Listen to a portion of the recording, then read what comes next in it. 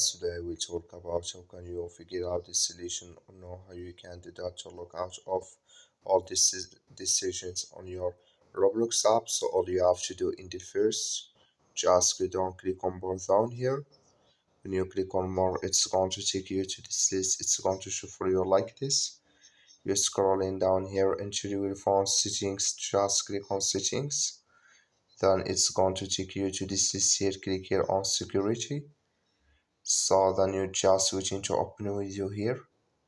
It's going to show for you like this here. So then you just scrolling down here until you will find here log out of all other sessions here. Just click on it.